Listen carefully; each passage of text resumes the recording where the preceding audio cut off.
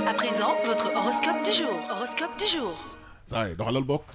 jaajëf Al comme ni ñu koy faral di defee saa su ne ci waxtu wi rek tey nag yemboog altine juróom-ñeenti fan ci weeru sattumbar ci atu ñaari junni fukk ak juróom-ñeent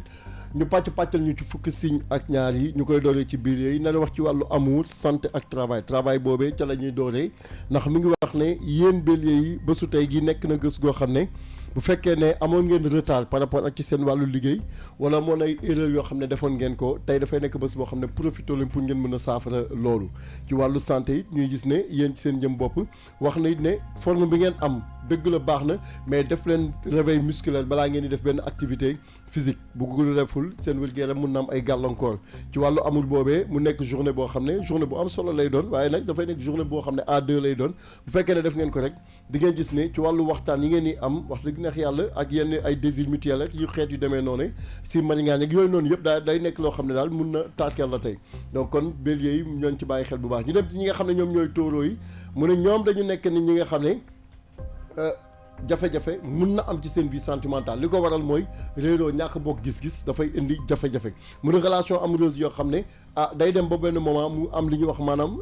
feu de paille donc du yàgg mu fayaat do ci wàllu santé aussi ñu ne côté tonus dafay nekk li nga xam ne baax na waaye affaire yi dafay def des hauts et des bas et c'est normal yaram day tooy di sutante ci wàllu liggéey it mu am explication boo xam ne da ngay am choix par rapport ak li nga war a def sur le plan professionnel nee na loolu bu fekkee da nga bëgg a convaincre sa hiérarchie supérieure incha allah bi wala say client tey jii nii dafay nekk bés boo xam ne bés bu baax lay doon ñu dem ci ñi nga xam ne ñoom ñooy Gémeaux yi mu ne ñoom dañ nekk ñi nga xam ne bu dee da ngeen nekk en couple jàpp leen ne tey da ngeen ni am envie am une vie sentimentale sereine mun na nekk ci yéen la des rek moo xam célibataire moo xam marié ci wàllu santé ñu gis ne jarul ngeen di inquiété wu affaire yi dina jàppandi comme ni ngeen ko bëggee ci wàllu travail aussi ñu gis ne yéen ci seen jëm bopp seen savoir faire nekk na loo xam ne boo leen ko tegee jëmale ko ci seen ñi ngeen di liggéeyal dinañ leen mën a jàppale ba ngeen mën a am ndam ci li nga xam ne da ngeen koy bëgg ñu jàll ci ñi nga xam ne ñoom ñooy cancer yi mu ne ñoom dañu nekk ni ñi nga xam ne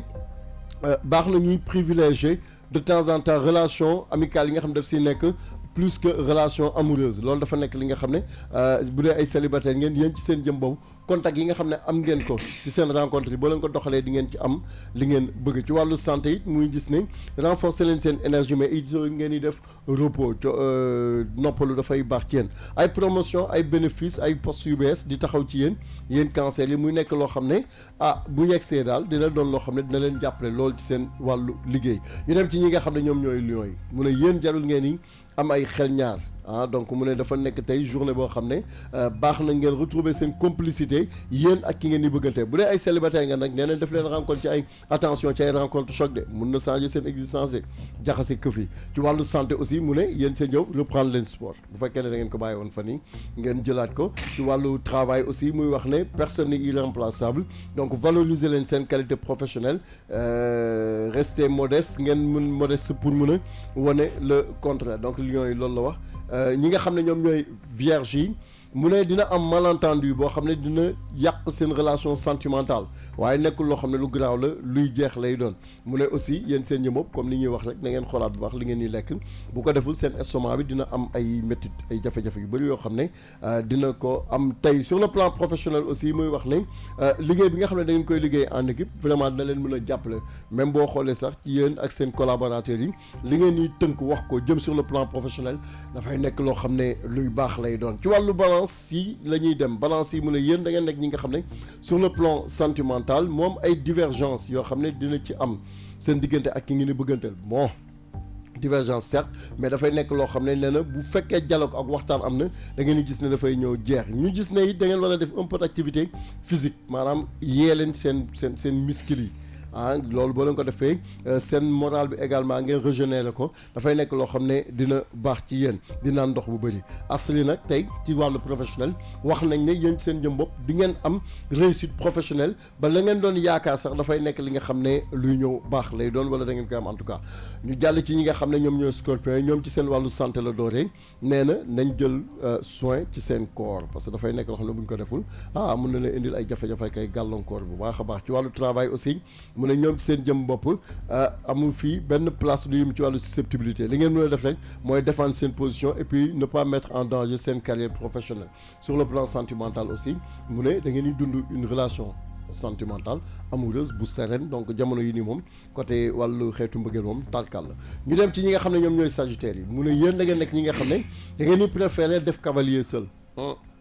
ça dépend léegi nag ci biir loolu mode de vie bi nga xam ne da ngeen si nekk nii bëgg ngeen ko bëgg leen ko mi ngi dépendre ci ni ngeen koy gisee rek mu ne ci wàllu santé mu ne boo moytu mun ngeen am ay douleur musculaire tey donc tey muscle ñëw na lu bëri ci wàllu horoscope bi ci wàllu travail également mu ne il faudra ngeen jéem a concentré wu ci exécution wu tâche professionnelle yi nga xam ne dénk nañ leen ko boo leen ci defee di ngeen am ndam ñu dem ci ñi nga xam ne ñoom ñooy capricorne yi mu ne yéen da ngeen nekk ñi nga xam ne côté santé amul problème particulier boo xam ne taxaw na si li ngeen mën a def rek xanaa di am benn repas équilibré sur le plan professionnel tamit mu ñuy gis ne qualité exceptionnelle yi nga xam ne am ngeen ko da leen di mën a permettre ba ngeen mën a créer benn climat de confiance bu mucc ayib ci wàllu professionnel safula ci wàllu sentimental mu ne yéen da ngeen am da ngeen bëri pax daal maanaam genre xeetu doxaankat yu mag ngeen donc loolu nag dafay nekk li nga xam ne bëri na ay ruq yoo leen di jàpp pour mun a am li nga xam ne da ngeen koy bëgg ci côté boobu ñu dem ci ñi nga xam ne ñoom ñooy verseau yi mooy avant signe bu mujj bi mu ne jarul ngeen di anticiper seen réaction sur le ci wàllu vie sentimentale nànk-nànk rek téppal affaire yi dina ñëw ci wàllu santé également ñuy gis ne yéen seen jëm boobu am na équilibre alimentaire bu mucc ay boo xam ne am na si waaye nag faudra ngeen def nànk-nànk bu ñu xoolee sur le plan professionnel bëri na ay ndëgg ay obstacle yoo xam ne dañ si taxaw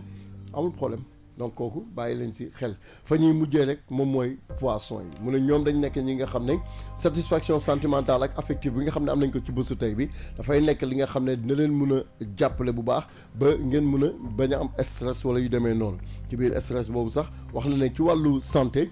jarul ngeen yi nekk di sonn di am ay fitna yoo xam ne dañ si nekk sur le plan professionnel la ñuy terminer mu ne da ngeen di def preuve de tolérance ci wàllu liggéey bi ngeen améliorer seen relation un peu tendue ak yenn collègues yi dafay nekk loo xam ne luy jeex lay doon àll foofu moo nekkoon horoscope bu tey bi ci kàllaamay Kocc